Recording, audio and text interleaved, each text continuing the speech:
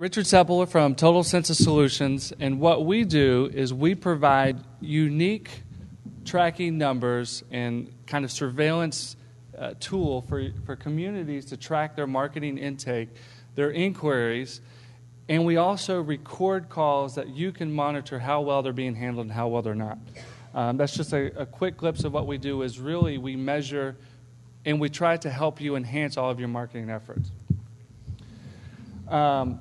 Kind of what really brought us to the forefront in the senior living community is traditional marketing and advertising costs have kind of gone through the roof. So it's more important today, more than ever, to really track what your ROI is and what your return on how many inquiries are actually coming from these different marketing pieces.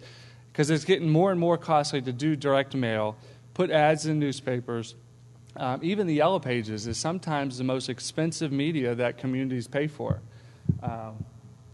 So one of the biggest quotes that I actually heard from one of the largest senior living communities out there is, we spend tons of money on marketing campaigns, but they lose half of the money because it's wasted, but they didn't know which half was being wasted and which half was being really productive. So we've created a call tracking system to help communities do that. But what we find is more interesting is what happens when the phones call your community. Most people say, well, they go to our sales staff and they're handling it and everything's fine. We pay for a mystery shop analysis once a quarter and that comes back and it looks okay. But what you don't realize is what is really happening behind the scenes 24/7 as potential residents and leads are calling into your community. Now I'm going to give you some statistics on a study that was generated by Margaret Manwild and David Smith. It was published in the NIC.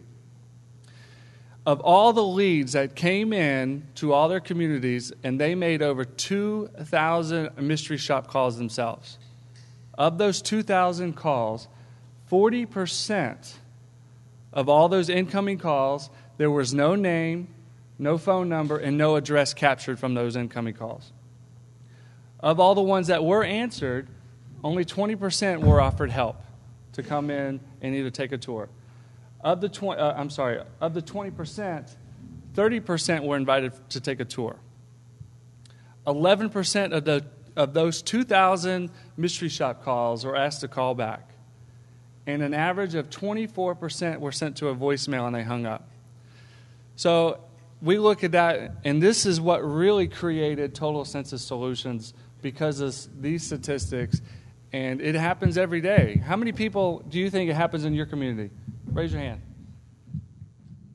I'm going to